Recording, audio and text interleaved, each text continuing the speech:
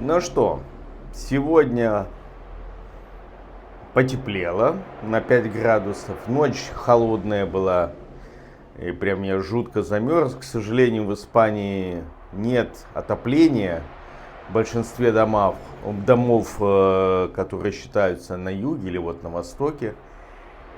Поэтому жутко замерз. И захотелось рассказать вам о пищевых продуктах в России. Вернемся к изначальной теме школы юридической самозащиты. Тем более, что я читаю, конечно, новости, что происходит в России с продуктами питания. Сейчас самое время подписаться, самое время поставить лайк, потому что, видите, я практически каждый день записываю для вас какие-то видео, чтобы вам было интересно приходить на этот канал. Так вот, первое, что нужно понимать, когда вы идете в магазин, все важные данные по продукту должны находиться на упаковке. Самая частая ситуация, когда я приходил в магазин проконтролировать, что там продают, это ситуация, когда на упаковке практически нет данных. Есть технический регламент, есть требования, которые обязывают производителя указывать необходимые данные, минимально необходимые данные на упаковке. Например, если на упаковке не указаны условия хранения, то есть температурный диапазон, в котором должен храниться продукт, то считается, что этот продукт внутри этой упаковки пропал, не имеет практической ценности. То есть это, по сути, уже не продукт питания, а мусор. Если, допустим, очень часто бывает, ради экономии, если, допустим, на упаковке указано торты, например, или сырки, что они должны храниться при температуре до минус 5 градусов, то есть минус 5, минус 6, ну пускай даже минус 5, минус 6, минус 7, а допустим в холодильнике 0, то есть температура выше, и магазину выгодно ставить нулевую температуру или даже плюсовую, потому что они экономят на электричестве, то продукт, который хранился при этой температуре, он считается негодным.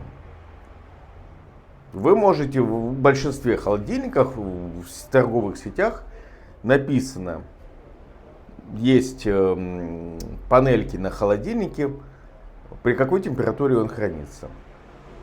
Рыба на льду, когда она хранится при нулевой температуре. То есть температура таяния воды 0 градусов. Соответственно, если рыба внутри обсыпана, в смысле, находится внутри льда и обсыпана льдом, то она как бы считается хранится при нулевой температуре. Рыба должна быть внутри льда, а не наружу лежать.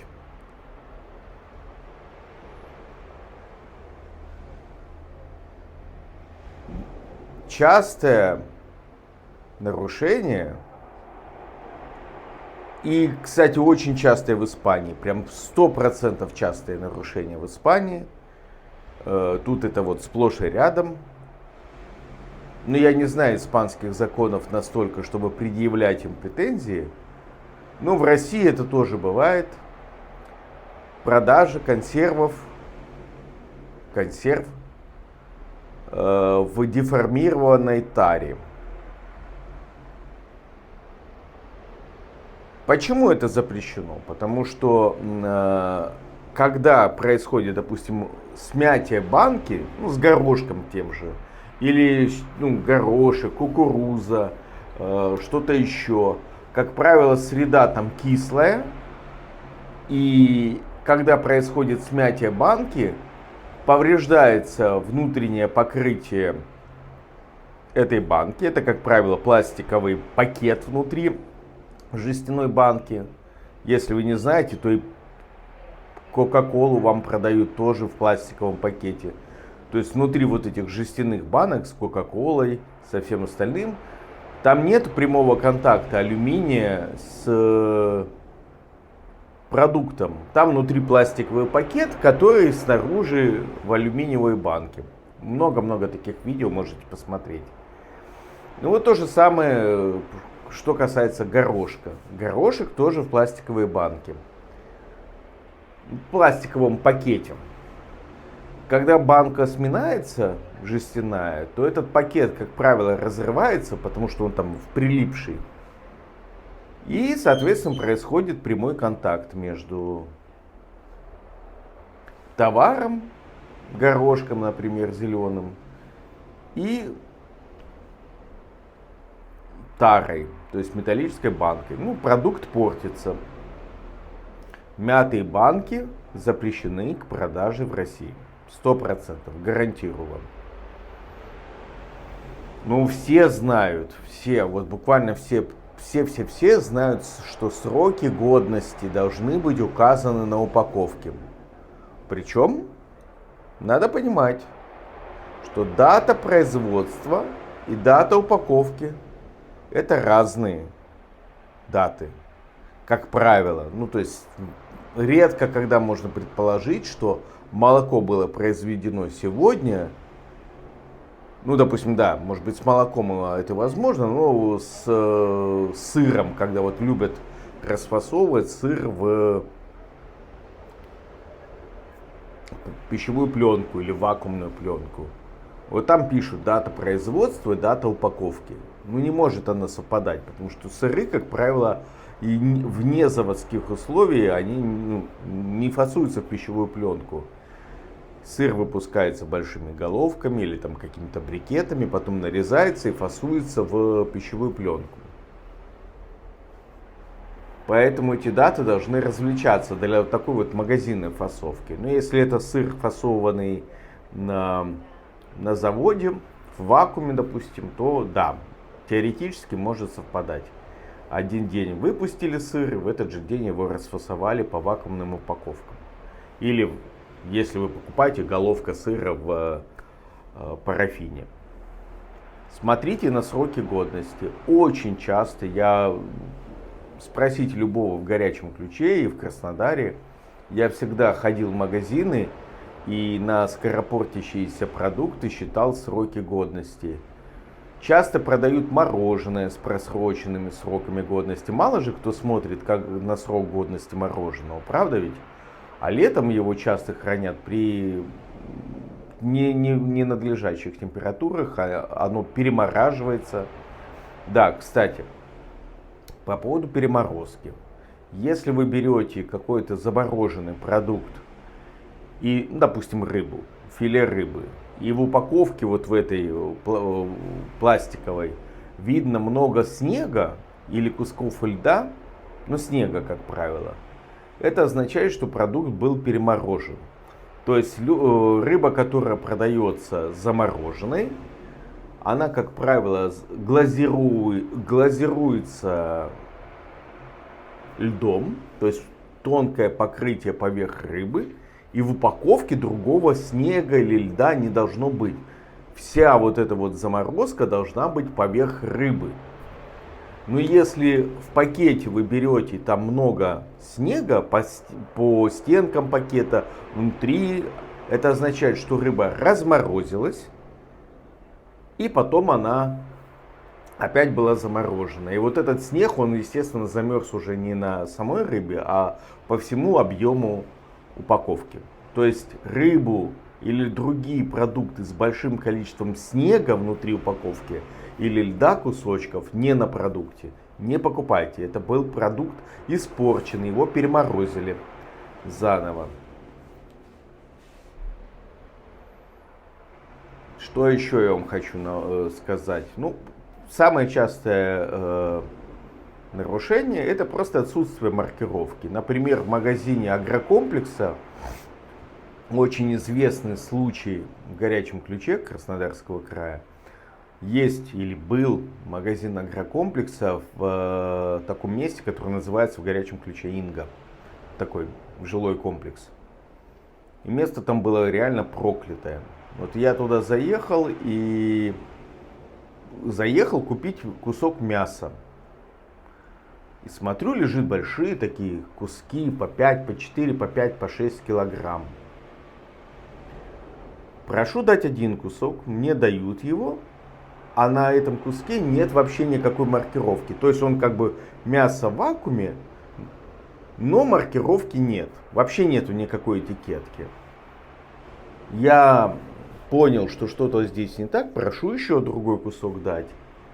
Мне дают другой кусок, а на этом куске другом, вот этот кусочек, где должна быть дата, до которой мясо годно, либо срок годности, сколько суток оно годно, этот кусочек как будто вот случайно оторвался. И потом третий кусок, который уже полиция нашла из той же серии, где не успели продавцы оторвать кусочек ярлыка, там было написано, что это мясо все было просрочено на неделю. Продавцов наказывают, их штрафуют за то, что они не продали мясо. Ну, там куски были по 5-6 килограмм. Ну, условно говоря, на пару тысяч рублей. Почему я всегда боролся в горячем ключе и в Краснодаре за просрочку и против просрочки за права потребителей? Потому что это я знаю за много лет, что не следует покупать, какие товары не следует покупать. Но есть много людей, детей прежде всего, бабушек, которые покупают в силу возраста или в силу слабости зрения, не могут увидеть необходимую информацию, и либо просто не осведомлены, не знают, не доверяют магазину. Расскажу два случая, которые просто криминальные. Первый случай — это магазин «Пятерочка». Кстати говоря, вот нельзя сказать, что кто-то больше грешит, а кто-то меньше. И торговые сети, и частные магазины. Они все так или иначе нарушают права потребителей и мухлюют, скажем так, с информацией на товаре. Да, кстати, вы сейчас можете меня спросить, что же делать, если вдруг вы что-то нашли. Но я вам отвечу прямо сейчас, только поставьте лайк и напишите комментарий, с каким случаем вы сталкивались. Мне очень интересно, что сейчас происходит в России последние 2 года. Какие махинации происходят. Ну или вообще, какой у вас случай в жизни был. Так вот, первое. Если вы хотите просто купить продукт и уйти, обнаружили нарушение с товаром, допустим, не тот температурный режим хранения, превышены сроки хранения на полке товара, отсутствует информация о дате производства, о длительности хранения, о дате фасовки. Ну, в общем, что-то не так. Мятая банка. Просто не покупайте. Потому что любое другое дальнейшее действие, оно будет от вас требовать значительных временных затрат. Поверьте мне, доказать, если вы не имеете опыта и не имеете смелости, доказать, что этот магазин или этот продавец сделали нарушение, вам будет сложно и неприятно, если честно. Просто нервотрепка будет. Поэтому что-то увидели не так, не берите. Если же вы хотите доказать магазину, что он не прав, у вас есть, скажем так, много вариантов, я основные опишу. Первый вариант. Зафиксируйте вариант light. с меньшей нервотрепкой. Зафиксируйте, где был продан этот товар, продавался. То есть вот съемка ярлыка, ценника на полке, прям на видео записывайте. Вот, желательно с голосом. Но если нет, то просто на видео. Желательно с голосом. Как бы я сделал? Допустим, продается просроченная молочка. Вот я хочу доказать, что в этом магазине она продается. Я снимаю, включаю видео, говорю, сегодня 5 декабря 2024 года. Я нахожусь в магазине «Семейный магнит» на улице Ленина, 193Г, в городе Горячий Ключ. Вот, значит, хочу купить вот это молоко фирмы Ключевской. Это у нас там местный производитель рядом с очистными сооружениями в Горячем Ключе. Вот, хочу купить молоко фирмы Ключевское. Вот оно стоит на полке, значит, упаковка раздута, вздута. Кстати, вздутая упаковка, любая деформированная упаковка, особенно для молочки или для каких-то там скоропортов, это свидетельство того, что там идет химическая реакция и продукт портится. Вот, говорю, значит, вздутая упаковка, поворачиваю на видео, это все одним кадром, то есть одной записью. Поворачиваю на видео и показываю, что молоко было произведено 15 ноября, срок хранения у этого молока 7 дней. Значит, оно заведомо просроченное на дату съемки, то есть на текущий день, на 5 декабря. Вот, уже там на неделю или на сколько там. Снял это видео. Дальше вы можете наделать еще фоток, отдельную упаковку, где вот она стоит на полке с датой изготовления, что это именно этот ценник сфотографируйте отдельно, чтобы видно было, что именно в этом магазине. Но лучше и видео, и фото. И когда вы это сделаете, дальше как хотите. Если хотите добавить весомости вашим действиям, возьмите это молоко, или какой-то другой продукт, пойдите на кассу, попробуйте его пробить и получить чек. То есть совершить сделку, купить продукт. Помните, что ярлык, ценник в магазине — это фактически договор публичной оферты. То есть магазин предлагает вам приобрести этот товар, такой как он есть на полке, за вот эту стоимость на тех условиях, которые они вам предлагают, то есть в этом месте.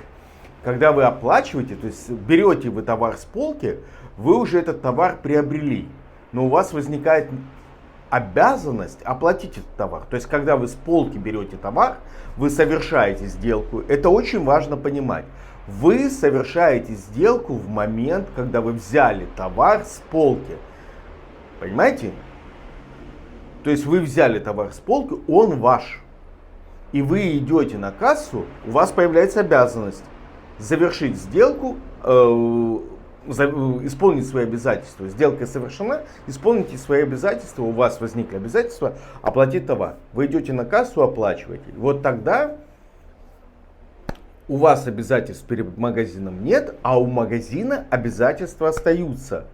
Они обязаны отвечать за то, что они продали. В принципе, они уже обязаны отвечать тогда, когда вы взяли товар с полки.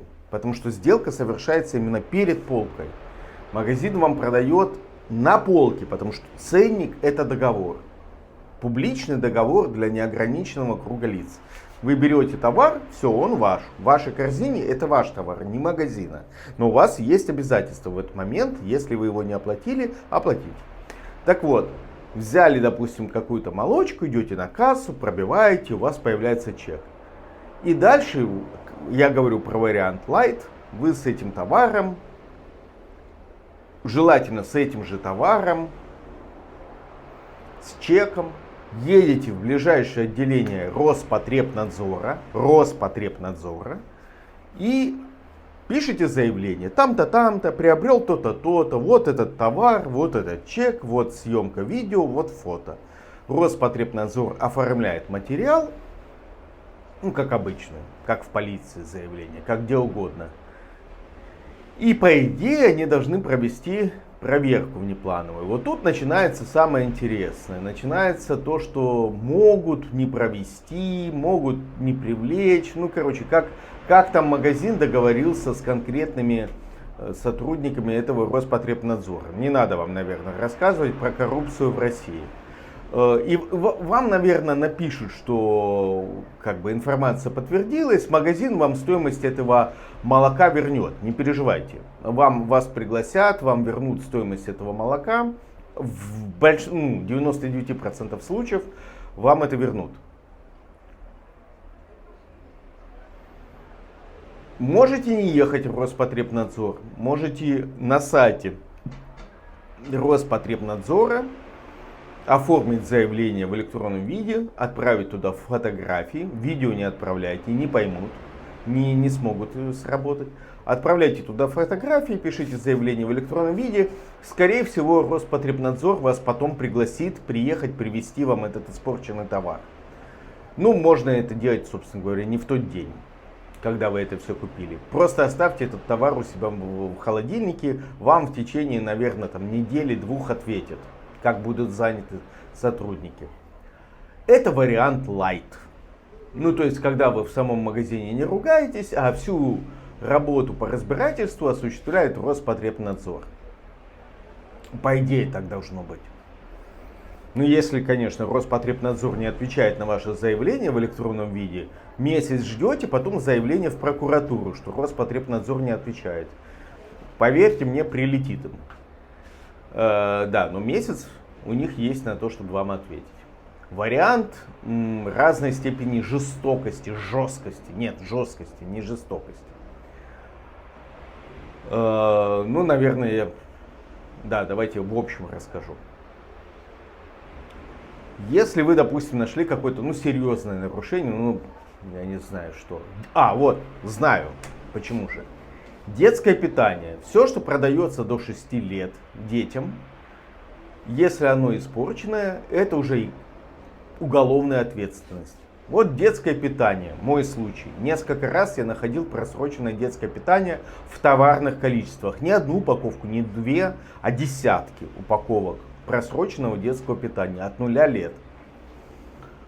Я звоню, поскольку на месте, я это все нашел. Сделал то же самое. Снял на видео, где я, что я, как я. Вот магазин «Пятерочка», на улице Кучерява, 42. Вот полка с детским питанием, «Фрутоняня», допустим. Не помню название. Извините, производители, просто вот что вспомнил. Вот полка. Да, не обижайтесь, это было не «Фрутоняня» точно. Я просто вот для примера привел. А может и «Фрутоняня», не помню. Вот полочка, значит, снимаю и достаю прямо на полке, поворачиваю, чтобы на видео было видно, потому что продавцы идиоты, мягко говоря, они начинают потом рассказывать, что я принес эту всю просрочку с собой. И я вот на полке начинаю поворачивать. Вот упаковка просроченная, вот упаковка просроченная, вот упаковка просроченная. Вот нормальная, потом еще просроченная. Я таких вытащил вот конкретно в этом магазине около 30 упаковок просроченного детского питания от 0 лет. Снял это видео. Дальше я звоню в полицию на 102 или 112 можно позвонить. Звоню и по телефону дает заявление. Заявление очень простое. В магазине по такому-то адресу, мною, фамилия, имя, отчество, обнаружено просроченное детское питание. Я здесь на месте, как заявитель, ожидаю приезда участкового или опергруппы. Обязательно должны приехать участковая или оперативная группа. Иногда приезжает представитель еще ИАС, это отдел, который занимается применением административного законодательства, но поскольку детское питание это уголовная статья, то должен приехать, обычно приезжает участковый. Если вас по телефону полиция начинает расспрашивать, а кто вы, назовите свою дату рождения, место жительства или еще, скажите по телефону, что я вам сделал заявление о преступлении, номер КУСПа, Обязательно, прям это супер обязательно. Номер КУСПа это ваш пропуск в административную жизнь полиции. Это номер, за которым ваше сообщение о преступлении зафиксировано в их журнале. С этим номером КУСПа и датой, потому что номера там повторяются через определенное время, с этим номером КУСПа и датой вы всегда можете найти свое заявление, когда вы его сделали, и полиция обязана на него прореагировать. Так вот, по телефону не надо вдаваться. Я там живу там-то, моя фамилия такая-то, работаю этому там-то и так далее. Вы скажите одно, номер КУСПа мне сообщите, пожалуйста. Дежурный вам обязан по телефону, он же принял заявление о правонарушении-преступлении. Он обязан вам номер КУСПа сообщить, вы его запишите где-нибудь у себя. И скажите, я жду в магазине, как заявитель. Жду участкового. На этом, по идее, как бы там сотрудник полиции не начал кричать на той стороне трубки, я не могу зафиксировать нарушение, потому что мне нужен ваш домашний адрес, мне нужен номер вашего телефона. Включите дурака, скажите, что это все персональные данные, и вы их не хотите разглашать в общественном месте. Приедет сотрудник полиции, вы ему все предоставите, все данные, напишите заявление. Почему полицейские это делают? В 90% случаев полицейские это делают. Почему? Потому что они не хотят анонимных заявлений. То есть у дежурного сразу в голове прокручивается. Вы сейчас вот позвонили, пока участковый будет ехать, а он где-нибудь там на каком-нибудь домашнем насилии. Вот он приедет к вам, а вы уже уйдете из магазина, и у них останется вот этот висящее в воздухе заявление. Не пойми от кого, не пойми, что с ним дальше делать, потому что нужно всегда физическое лицо, заявитель, чтобы оформить материал. Они об этом переживают. И в 10% случаях они специально вам это по ушам ездят, чтобы вы такие, пошло оно, и бросили трубку, а он не будет тогда фиксировать этот материал, меньше им работы. Короче, они вам по ушам ездят, чтобы вы просто плюнули и не оформляли это заявление. Кстати, домашний адрес можете назвать, если хотите. Почему? Потому что вы можете назвать домашний адрес, если видео у вас уже записано, в принципе, вы можете уже уехать домой. То есть у вас есть доказательства того, что вы зафиксировали правонарушение на полке, у вас есть домашний адрес, полицейский к вам приедет домой. В тех случаях, когда вы не можете ждать, если вы сделали заявление по телефону, полицейский приедет к вам домой взять письменные заявления и объяснения. Вот. Я сразу объясню, в чем разница. Заявление, в моем понимании, это просто я такой-то, такой-то, такой-то год рождения, проживающий по адресу там-то, там-то, зафиксировал такое-то нарушение закона, продажу просроченного детского питания от 0 лет, марки такой-то, в таком-то месте. То есть обязательно нужно, когда вы говорите о каком-то преступлении или правонарушении, место, где оно происходит, время, когда оно происходит, желательно со стальки-то до стальки-то, когда вы зафиксировали, допустим, 2 часа дня, и состав, что, собственно, произошло. Продажа просроченного детского питания. Все, 3 компонента. И собственно, в заявлении вы пишете коротко, там-то, там-то, то-то, то-то, тогда-то, тогда-то, прошу принять меры. Подпись, фамилия, имя, отчество, подпись, дата, время. Всегда под своей подписью пишите дату, когда вы ее поставили, и время, когда вы его поставили. Это очень важно, потому что были случаи, и не только у меня, когда время, когда было сделано заявление, критически важно для последующих разборок.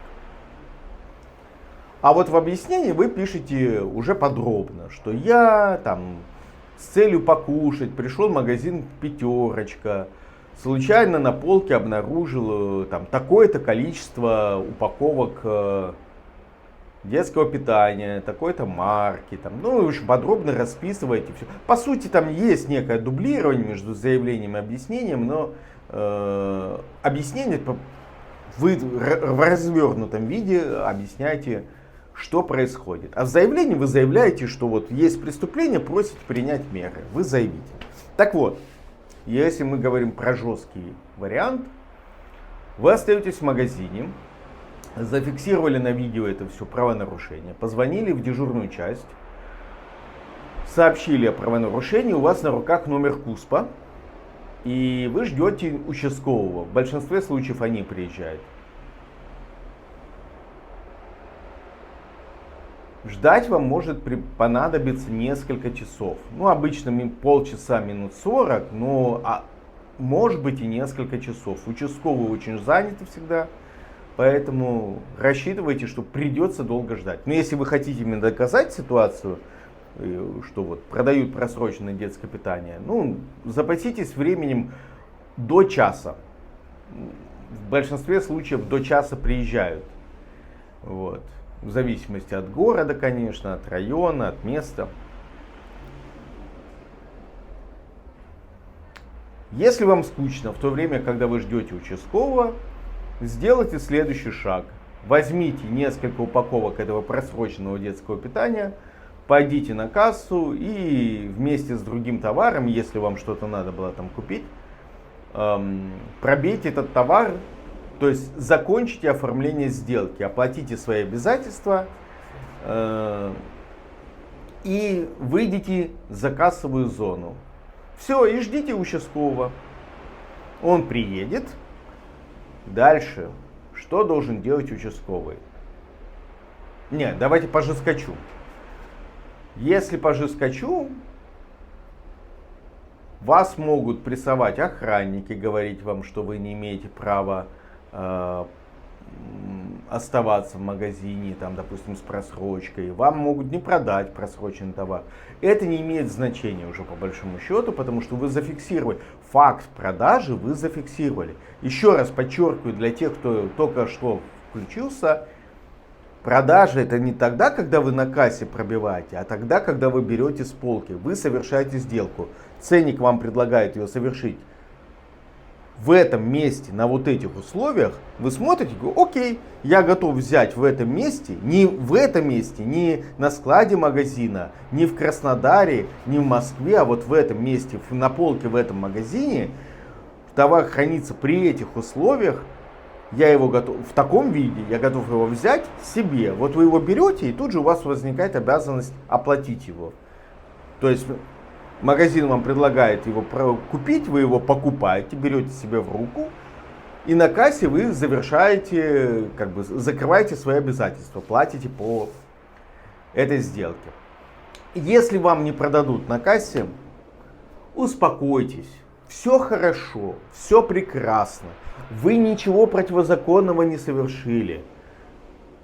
Вы сделку уже совершили, вы взяли товар с кассы, с полки, пришли на кассу, вам ее не пробили. Но факт продажи был? Был. На полке товар стоял просроченный. Выдохните, выйдите за кассовую зону. Как бы на вас продавцы не наезжали, чтобы вам охранники не говорили, которые всегда в сговоре с продавцами, не имеет никакого значения. Вы никак не будете отвечать за то, что позвонили в полицию, потому что в ваших действиях нет ничего, ни ложного доноса, ни клеветы, ничем вас запугать магазин не может. Поверьте мне, я в жизни своей несколько раз пытался людей за клевету привлечь. Ну вот проще мне взлететь с этого балкона, чем привлечь человека за клевету в России. И за ложный донос тоже. Ну, в чем ложный донос? У вас есть видео, что этот товар продавался вот здесь, вот на полке. Все. Почему я говорю, вы свои действия всегда фиксируете на видео, делайте фотографии. Если вам страшно, включите диктофон. Никто не может вам запретить включить диктофон. Вы это делаете для своей защиты. Другое дело, что судья может отказаться принять этот материал в рассмотрении. Ну, запись на диктофоне, знаете, и в соцсетях пригодится, если что, для публикации. Поэтому совершенно спокойно, если вам отказались продавать детское питание, выходите, ждете участкового. А дальше происходит следующее. Приехал участковый, он уже жутко недоволен, прям чертовски недоволен, что его вызвали. Он уже плюется ядом, первое, что он делает, он заходит и говорит: зачем вы мне позвонили? Мы этим не занимаемся, этим занимается Роспотребнадзор. Ложь, это ложь. Гарантирую вам, что вам участковый наврал. Полиция занимается по соглашению между ведомствами сбором материалов для последующей передачи в Роспотребнадзор. Это функция полиции. Они также, полицейские, собирают, чтобы передать материал потом в другие контролирующие органы. Допустим, я когда зафиксировал факт разлива фекалий около насосной станции водоканала Горячего Ключа на Пономаренко 5, материал потом полиция передала в другое ведомство. То же самое касается выброшенных венков и прочего мусора с крестов, с могил, который вывезла администрация с кладбища Горячего Ключа, и потом красиво разбросала по полю, частному полю, вдоль забора фермы Ключевской молочной и около очистных городских. Приехала полиция, молча собрала весь материал, зафотографировали, сняли с меня показания и передала потом этот материал в Россельхознадзор, потому что за сельхозземли отвечает сельхознадзор. И земля, на которой была вот эта вот мусорная куча огромная, на сотни метров, там вывозили месяцами. Россельхознадзор потом получил от полиции этот материал. Это функция полиции. Приезжать и собирать материал о противоправных действиях, а потом передавать в другое ведомство. Поэтому, когда участковый к вам приехал, говорит: это не мы, это Роспотребнадзор, звоните туда. Уверяю вас, Роспотребнадзор в 99 случаев никуда не выезжает по звонкам заявителей. А вот полиция обязана. И, в общем, когда вы первоначальный вот этот вот наезд участкового проглотили, молча, с покерфейсом, спокойный как удав, вы ему говорите, что да, я все понимаю, материал будет рассматривать Роспотребнадзор или другое подразделение в полиции, ну, может, ИАС заниматься, отдел исполнения административного законодательства. Я вызвала участкового, потому что здесь продажа детского питания. Нужно осмотреть место преступления. И участковый дальше делает следующее. Идет вместе с вами. Вы ему показываете: вот, тогда-то, тогда-то, на этой полке я увидела то-то, то-то. Или увидел то-то, то-то. Вот просроченные продукты питания. Даже если вы их не смогли купить, вам их не продали. Вот стояло здесь детское питание просроченное. Вот у меня есть видео, вот у меня есть фото. Вот я потом пошла на кассу, или пошел на кассу, попытался пробить этот товар, чтобы заплатить за него. Мне его отказались продать. Или наоборот, я его пробил, оплатил, вот у меня чек, вот у меня товар, давайте оформлять. И пошло-поехало. Участковый должен достать из своей папочки кучу листов бумаги и начать изымать товар с полки, взять ценник, записать вас в качестве свидетеля. Очень желательно, потому что вы не только заявитель, но и принимаете участие в этих действиях. Вот, в качестве свидетеля должен записать вас материал, вы там должны подписаться, прочитать внимательно, что там все написано правильно. Пустые графки спросите: а почему они пустые остались, а давайте мы их зачеркнем. Ну так, вежливо, ну, чтобы полицейский туда ничего не вписал. Вот, сфотографируйте по возможности, ну полицейский, скорее всего, вам не даст, скажет: нет, нет, нет, это там персональные данные. Вы говорите: хорошо, прикройте, давайте прикроем персональные данные листиком бумаги или ручкой. Я хочу сфотографировать материал, на котором я ставлю подпись для моей безопасности. Будьте вежливы, но настойчивы. Полиция это не любит, но поэтому я говорю, что этот материал, вот такой порядок действий, он несколько хардкорный, потому что требует от вас железной выдержки. Но если вы хотите добиться правды, то вот придется пойти по этому пути. Если полицейский окажется нормальным человеком, а не оборотнем в погонах, он вежливо у вас Вас опросит продавца, товароведа, заведующего магазином, изымет.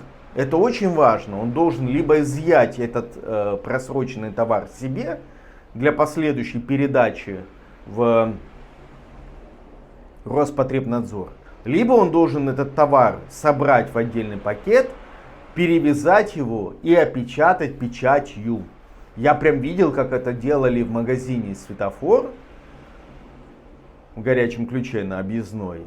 Там много было просроченного сыра без должной маркировки. Один даже был погрызан кем-то, ну, вероятно, животными какими-то. И, правда, вот это все действие у полицейских заняло 6 часов. Потому что они в жизни, наверное, никогда этого не делали.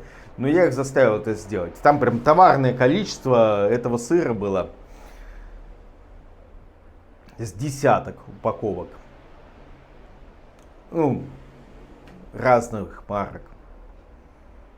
Но обычно они вот такие маленькие упаковки могут изъять. Или они должны передать магазину на хранение до приезда Роспотребнадзора. Или когда там полиции это потребуется. Ну, изымают. Вот в моем случае изъяли. Все. Значит, все заканчивается. Понятно, что по времени это значительное время. Около часа ждать. И потом еще это действие. Тоже минут на 30-40, не меньше. И вот это все происходит, проходит. Вы получаете, у вас есть номер КУСП, книги учета сообщений о преступлениях. Вот, у вас есть в лучшем случае фотографии материала, под которым вы поставили подпись. У вас есть фотографии вашего заявления. Свое заявление обязательно сфотографируйте, объяснение. Ну это же ваше заявление, там ваши персональные данные. Хотите, пишите, фотографируйте. Сколько хотите. Ну, чтобы вы знали, что вы написали, ну, чтобы не забыть. И у вас есть видео того, как вы брали с полки просроченный товар. Видео вы полицейскому скинули, фотографии как-то. Ну вот.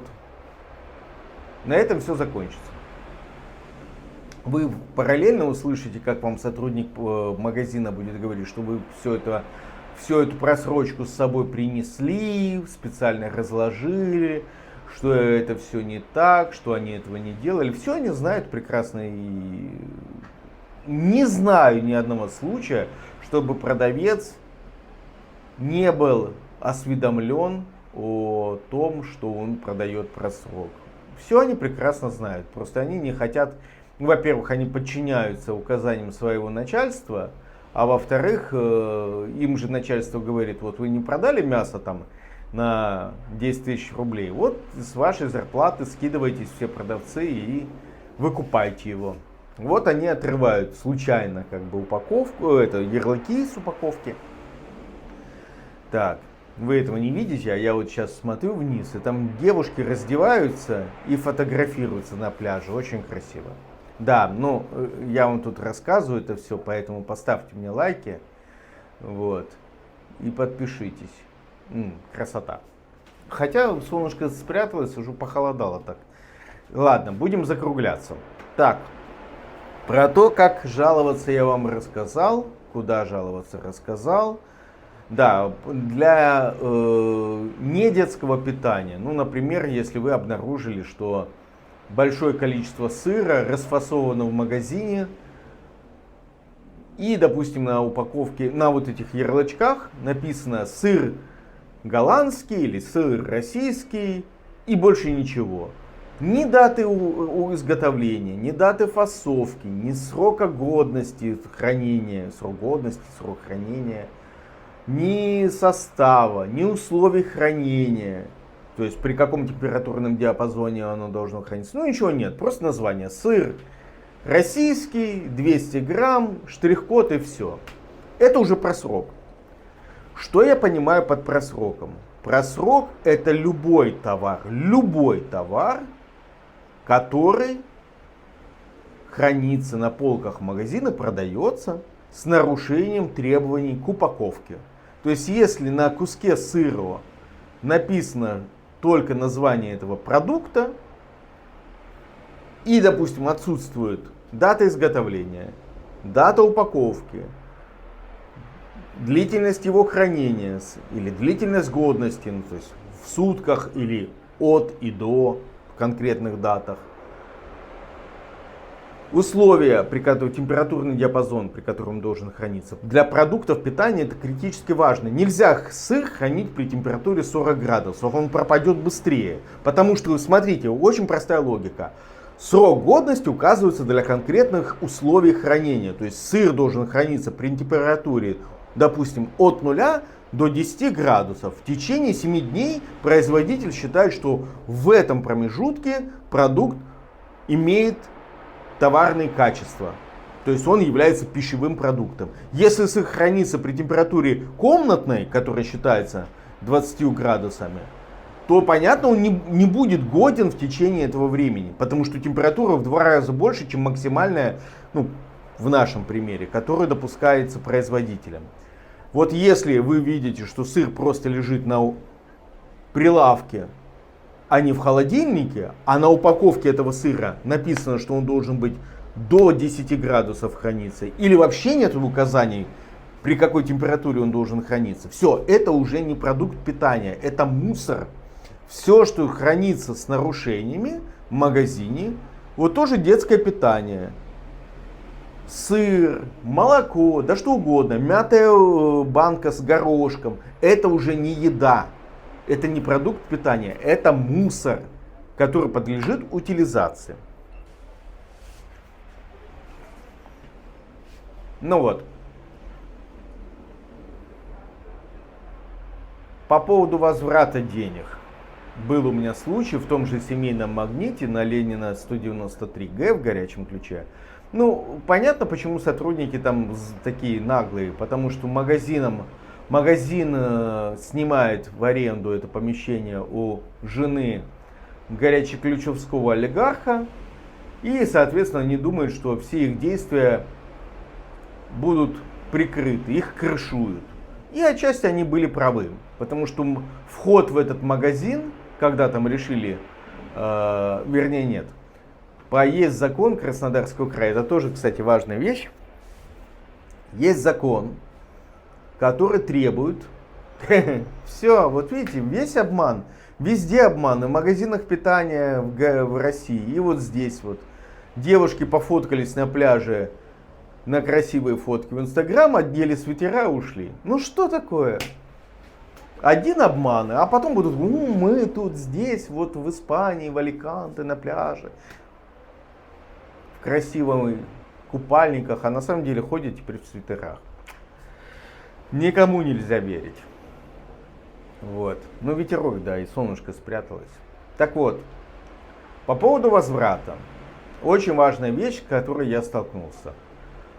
Закупленный просроченный товар, если, допустим, вы его взяли с полки, то есть купили, потом оплатили свой долг на кассе, вышли за кассу, и потом вы предъявляете продавцу, что они вам продали просроченный товар, и продавец соглашается и говорит, что готов вам вернуть деньги. Вот, к сожалению, здесь есть такая лазейка юридическая.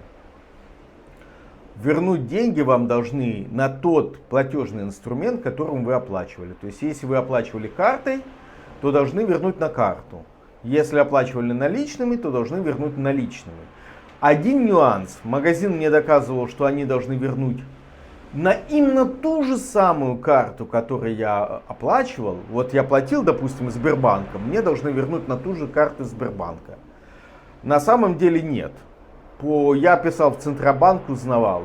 Вернуть должны на карту пластиковую, но любого другого банка по заявлению. Почему магазин настаивает на ту же самую карту вам возвращать, это понятно. Они просто у себя на кассе могут отменить операцию и не делать операции возврата. Вот почему, им так проще. Но единственное, какое требование есть в базе законодательной. Если ты платил картой, то возвращают на карту любого банка. Платил с картой любого банка, возвращают на карту любого банка по заявлению. И мне потом так и вернули. После нескольких недель ругани с этим семейным магнитом, с привлечением контролирующих органов, мне потом вернули на карту другого банка. Платил я одной картой, вернули на карту другого банка. Если ты платил наличными, вернут наличными.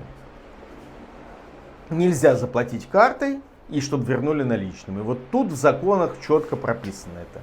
Ну а по поводу семейного магнита и вообще как чиновники крышуют торговые сети, если им это надо. Есть такой 16-й садик в горячем ключе, Знайка, кажется, он называется. И у него был логично вход в этот садик с улицы Ленина, с тротуара. Прям с тротуара был вход. А потом жена горячеключского олигарха сдала в аренду свое помещение под семейный магнит. И получалось так, что от входа в магазин до этого входа на территорию детского садика меньше 100 метров. А по законам нельзя продавать табачную продукцию и алкоголь ближе 100 метров от образовательного учреждения. Что делает администрация? Ну, естественно, в ответ на вежливую просьбу горячеключского олигарха. Администрация заваривает вход в детский садик с улицы Ленина и делает вход в этот садик с противоположной стороны, с проезжей части. Но поскольку в садик с проезжей части нельзя зайти, то они делают еще и пешеходный переход через проезд между домами, делают пешеходный переход, правда, который ведет тоже к парковке, но тем не менее.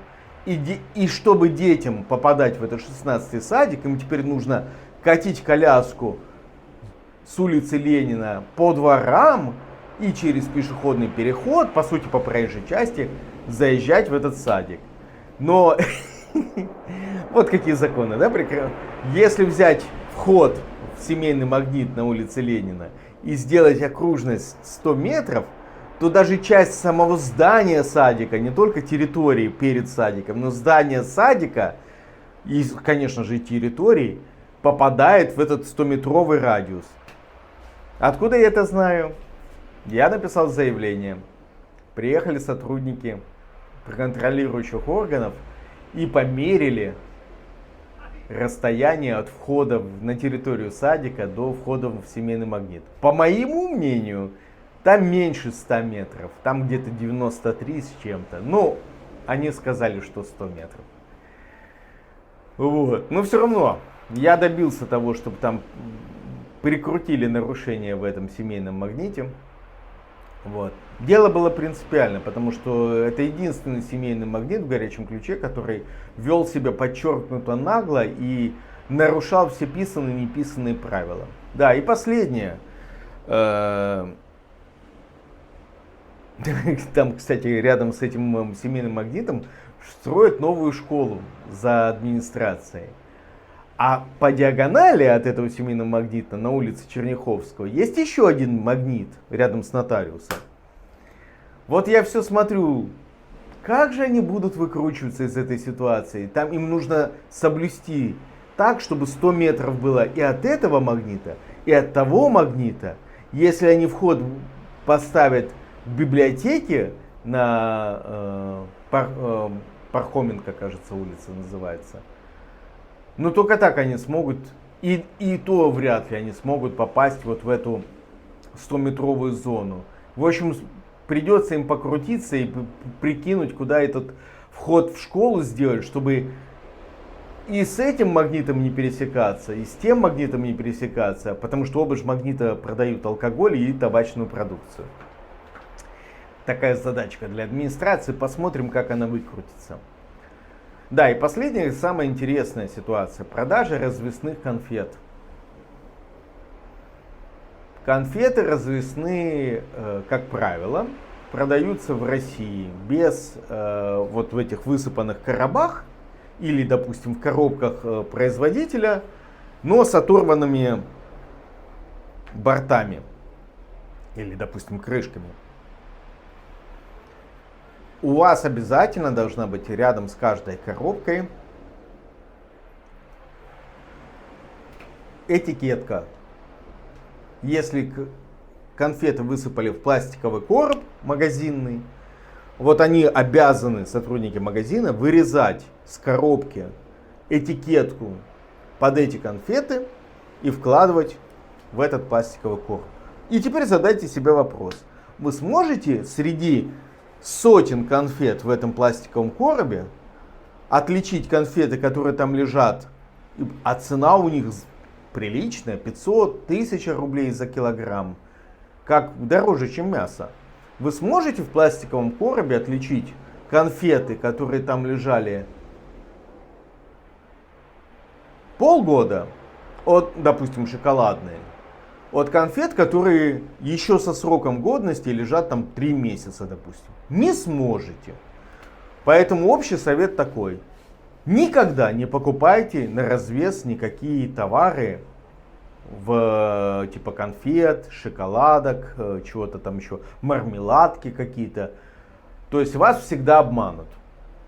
Ну и чтобы вам было совсем приятно, немножко про Испанию. Я уже говорил в самом начале, что испанцы обожают продавать мятые консервные банки. Сплошь и рядом. Не, уверен, что это тоже запрещено в Испании, но поскольку я плохо говорю по-испански и не знаю конкретного закона, на который ссылаться, должен сказать, просто здесь все это нарушают и продают кучу мятых банок. Не покупайте нигде мятые банки. Это будет испорченная продукция. Просто по законам химии. Взаимодействие химическое между средой, в которой хранится продукт, и металлической банкой. Второе, что испанцы делают и чего нельзя делать в России. Испанцы продают здесь резанные фрукты и овощи. В сезон, да и не в сезон, вот сейчас я пойду в магазин, ананас пополам разрезали, в пищевую пленку упаковали, арбуз пополам разрезали, дыню пополам разрезали, маракую какую-нибудь, папайю, сплошь и рядом. В чем проблема? Проблема в том, что никто не моет арбуз перед тем, как его разрезать. Я это видел, как в магазине это делают. То есть берут грязный арбуз из упаковки из большого картонного ящика, в который он приехал с поля, кладут его на гильотину и тут же режут. Соответственно, все, что было на корке арбуза, попадает на срез арбуза.